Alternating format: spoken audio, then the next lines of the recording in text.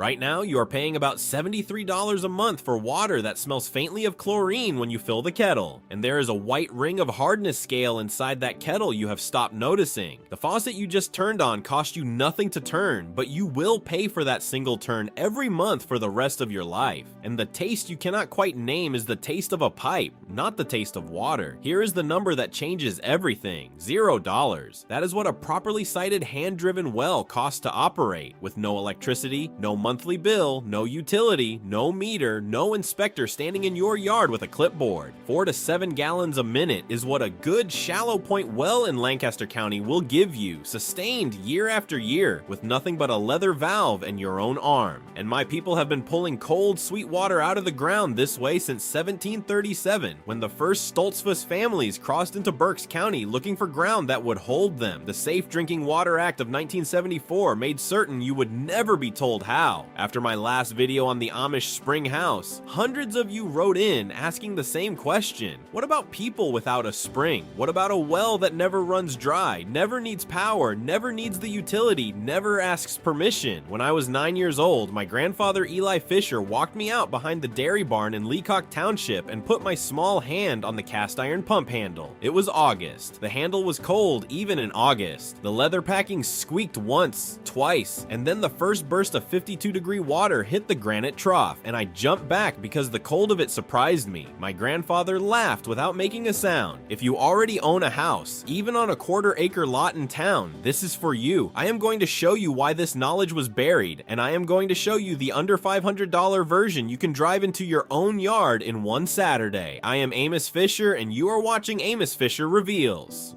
Subscribe so you never miss what the EPA and the well drilling industry hope stays forgotten. Which brings me back to last August and a farm outside Gordonville. I drove the buggy out to my cousin Samuel Byler's place in Leacock Township on a day the radio later called 94 degrees. The corn was tall, the asphalt on the back road was soft. Samuel is 58 now, 4th generation on that ground, and when I came up the lane, his wife Rebecca was already at the pump bringing up water for the noon meal.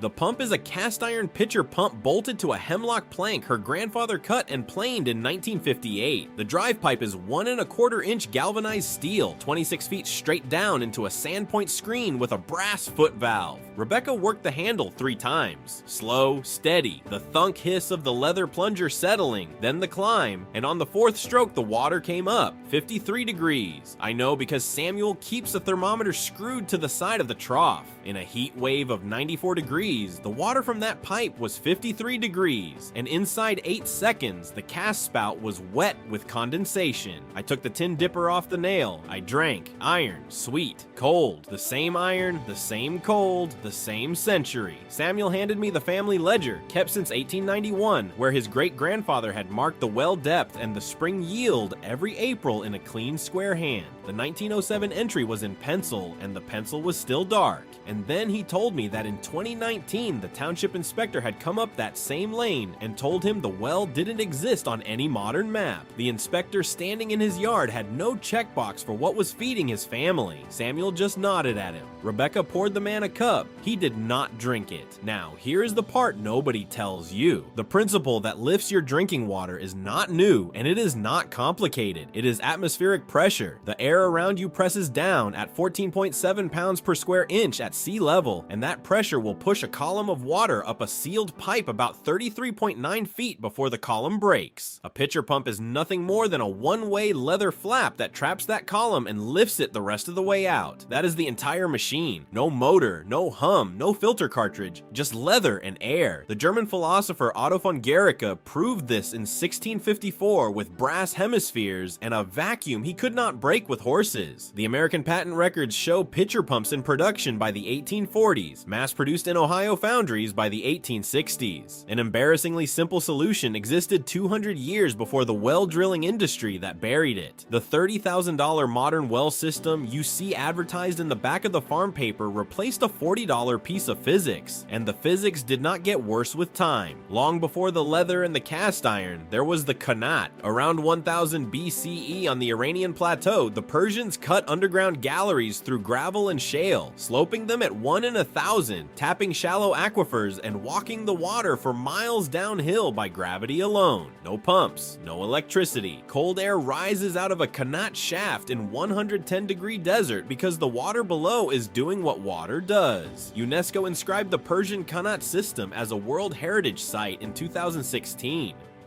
Many of those galleries are still flowing today, watering orchards their builders could not have imagined. 3,000 years of running water, and your county still calls a hand pump non-compliant. The principle crossed into Europe and became the village pump, the German Bauernpumpe in every Bavarian farmyard, the Swiss spring catchment that fed the Alpine villages. In 1710, a Mennonite bishop named Hans Herr walked off a boat in Philadelphia and settled at what is now Willow Street, Pennsylvania, and the stone-lined hand-dug well at his homestead is still there. 18 to 32 feet deep, fieldstone curb, oak windlass, mossy smell rising out of the shaft, and a long rope wet to the touch. The Lancaster County Historical Society holds deeds and well records from 1710 to 1820 that describe these wells by the hundred in the steady ink of clerks who never doubted the system. What crossed the Atlantic in 1710 was not just a faith, it was a water system packed in the heads of farmers who had drunk from stone wells in the Palatinate. My own great-great-grandfather Jonas Fisher drove his first sand point in 1888 outside what is now Bird in Hand. The family ledger shows it: 1 1/4-inch drive pipe, a steel point with a brass screen, a drive cap on top, and an 8-pound sledgehammer. 1 foot per blow if the ground was kind, 3 blows per foot if it wasn't. Ring of steel on steel across a quiet field. The USDA Farmers Bulletin number 257, published in 1906, entitled Wells and Water Supplies on Farms, taught any farmer in America how to do it, with diagrams and depth tables and a parts list. The federal government once taught this, then it stopped. A working Amish well is 6 parts: point, screen, drive pipe, check valve, pump body, and packing. That is all, and it breathes with the season. The water table in Lancaster rises in March when the snow goes. It drops in August when the corn is drinking the ground dry. On a well-sited farm, it never falls below 22 feet. The handle is heavier in February because the cold thickens the leather. It is light in July. 6 generations service the same well with about $4 of leather packing per decade and 1 new check valve in a lifetime. It is not a machine. It is an animal you feed once every 10 years. Then the paperwork arrived. In the 1920s, the model plumbing codes came together. The federal commissions on plumbing standardization began writing the rules that became the National Plumbing Code, and in those rules, the hand pump well disappeared. Not because it stopped working, because it could not be metered, it could not be taxed, it could not be sold by the gallon. The water did not change, the paperwork did. And here is where the story turns. The Amish well was never disproven. It was unprofitable to permit. 4 villains. Industry first. The residential well drilling and water treatment industry in the United States runs to several $billions a year, with another several billion in bottled water on top of it. A driven point well that a farmer puts in himself on a Saturday grosses that industry $0. Regulation second. The Safe Drinking Water Act of 1974, the International Plumbing Code section that requires an electric pressurized supply for a certificate of occupancy. The county health department that will not sign off without proof of a metered connection to an approved source. Misaligned incentives third. The developer hooks the lot to municipal water once because it raises the sale price by a few $1,000s. The buyer pays the water bill for 50 years. The developer is gone by closing. Historical displacement fourth. The rural electrification expansion of the 1950s put pumps on motors and pulled the handles off the porches. The Safe Drinking Water Act of 1974 put a federal seal on the change. The bottled water boom that started when Perrier landed in American grocery stores in 1977 finished the job by teaching a generation that water came from a green glass bottle. 3 waves in 25 years, and the hand pump was gone from American consciousness. They did not outlaw the water, they outlawed the paperwork that would let you drink it. Now, if you already own a house and you're thinking this only applies to people building from scratch, stay with me because this next part is specifically for you. You do not need to rebuild anything. You do not need to sell well and move. You go to your county's USGS groundwater map online. It is free, it is public. You find your property and you read the shallow water table depth at your address. If it is under 25 feet, you can do this. You buy 25 feet of 1¼ inch galvanized drive pipe in 5-foot threaded sections. You buy one sand point with a brass screen for about $65. You buy a drive cap to protect the threads. You buy a cast iron pitcher pump for about $120. You buy leather packing and pipe dope and Teflon tape. The whole pile costs you somewhere between $280 and $420, depending on your hardware store and what part of the country you live in. You pick a spot at least 50 feet from any septic line and 10 feet from any building foundation. You thread the point onto the first length of pipe. You stand the drive cap on top. You drive it in 1 foot at a time with an 8-pound sledge. Every 5 feet you stop, you pour a cup of water down the open pipe, and you listen. As long as you hear the splash, you have not reached the water table. The moment the splash disappears, you have. You drive 3 more feet past that point to fully seat the screen below the water line. You thread the pitcher pump on the top. You prime it with a quart of clean water poured down the body. You work the handle. One Saturday, $300, water for the rest of your life. And here is what makes this truly remarkable. The proof is not hidden, it is just not on television. The Penn State Master Well Owner Network has been monitoring private Lancaster County wells for over a decade, and audits from several townships have shown that properly sited shallow private wells routinely outperform the municipal supply on bacteriological counts and nitrate readings. The data sits on a state university server. Anyone can read it, anyone can download it. In Germany, the Federal Civil Defense System maintains a registry of village hand pumps, the old Schwengel-Pumpen, certified for emergency potable use in the event the power grid fails. There are over 12,000 of them still on the books across the country, inspected on a rotation, parts kept in municipal warehouses. The Netherlands runs a parallel nude pump program with its own inspection cycle. Switzerland keeps its Alpine Village pumps in working order for the same reason. These pumps are not folk artifacts in a museum. They are certified national infrastructure. A whole continent quietly admits what your county will not put in writing. The proof is not hidden, it is just not on television. If you want the next step up, here is the Tier 2 build. You add a 40-gallon galvanized pressure tank in your basement, fed by a brass hand-pumped line with a copper foot valve at the bottom of the drive pipe, 3/4-inch feed line to a single indoor tap at your kitchen sink. You cover the wellhead with a slate springhouse cap to keep the sun off the casing and the water cold. You will pay somewhere between $700 and $1,100 for the upgrade, depending on whether you scavenge the tank or buy it new. You will get 6 gallons a minute sustained, 53 degrees year-round, 0 electricity, 80 to 100 years of service life, with 1 leather packing replacement per decade and 1 check valve replacement in your lifetime. The Ohio State Extension once published a farmstead water bulletin describing exactly this build, with a parts list and a cutaway diagram. My uncle Reuben Stoltzfus in Holmes County, outside Mount Hope, has been drinking from that exact rig since 1971. He is 81 years old now. He has replaced the leather 4 times. He has never paid a water bill. Cold water from an indoor tap in February. No compressor, no hum, no bill. Your great-grandfather's water in your modern kitchen. And here is something else my uncle showed me that nobody in the city seems to know. The same drive point well, with a slightly larger pressure tank and a longer copper run, will feed a clawfoot bathtub on the 2nd floor of a Pennsylvania farmhouse by hand pressure alone, as long as the tank is set above the tub.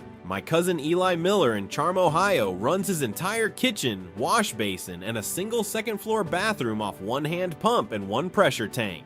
3 children grew up under that system. They never knew there was another way to live. They thought everyone drank 53-degree water out of the tap. They thought everyone tasted iron and limestone instead of chlorine. They thought it was strange when an English neighbor came over and said the water tasted like a creek. My cousin just laughed. The water came from a creek in a way. It came from the same rain that fed the creek, only the ground had filtered it for a year before he drew it up. That is what the aquifer does. It is a slow filter measured in months and feet of sand and gravel, and it does its work for free while you sleep. You did not lose this knowledge. It was taken from you slowly, 1 code revision at a time, 1 utility hookup at a time, 1 generation at a time, 1 Saturday afternoon television commercial for bottled water at a time. Now you have it back. The spring my grandfather walked me to is still there behind the dairy barn in Leacock Township. The water is still 53 degrees in August. The leather still squeaks on the first stroke. Samuel's well in Gordonville mill is still pulling sweet iron water out of the ground at 4 to 7 gallons a minute. Reuben's pump in Holmes County is on its second piece of packing in 55 years. Eli's bathtub in Charms still fills by gravity from a galvanized tank his father set in the attic in 1968. The water never stopped. The principle never stopped working. The EPA still has no checkbox for it. The plumbing code still has no line for it. The county map still does not show it, but the water is still in the ground under your feet, and your county's USGS map will tell you exactly how deep. Tell me in the comments, how deep is the shallow water table on your property? And have you ever even looked it up on your county's USGS map? If you do not know, that is not your fault. That is the point. That is exactly what the paperwork was designed to make sure of. If you're the kind of person who believes that real practical knowledge has been quietly pushed aside to protect someone else's profit margin, you already know what to do. Hit subscribe. Next week, I'm going to show you the 1840s Amish slow sand filter that removes 99.97% of bacteria with nothing but 4 feet of clean river sand, a clay pot, and patience. And I'm going to show you why the EPA still has no category for it, and why a state health department in 1962 quietly stopped issuing permits for the practice the federal government had taught in a USDA bulletin only 40 years earlier.